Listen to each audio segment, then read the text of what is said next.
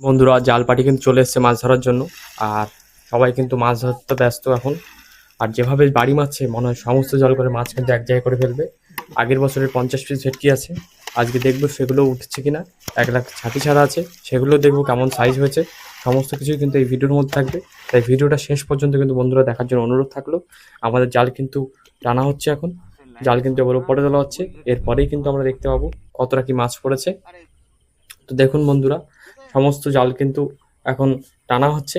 বন্ধুরা বেড জালে কিন্তু মাছ ধরলে কিন্তু একসাথে কিন্তু অনেকটা মাছ ধরা যায়, তাই কিন্তু বেড জালে কিন্তু মাছ ধরা হচ্ছে।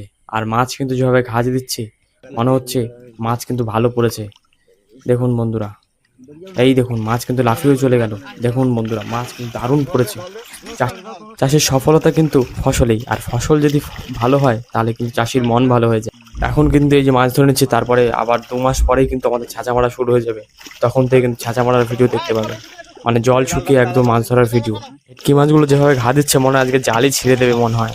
ভেটকি মাছ কিন্তু প্রচুর জাল ছিঁড়েছে আমাদের। দেখুন বন্ধুরা যেভাবে ঘা দিচ্ছে মনে হয় জাল টাল ছিঁড়ে মনে হয় বেরিয়ে যাবে। যদিও নতুন জাল, কাকুদের বলেছি ভালো জাল ছাড়া কিন্তু আনবা না। তাই কাকুরা কিন্তু ভালো জাল নিয়ে এসছে, তাই ছেঁড়ার ভয়টাও নেই।